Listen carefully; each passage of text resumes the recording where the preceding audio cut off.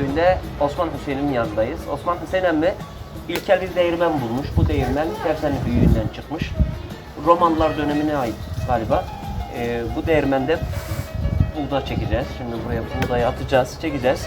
Burada 2 tane deliği var. Bu delikte büyük ihtimalle bir halat bağlamış, çekmişler. Çünkü halatın yeri belli.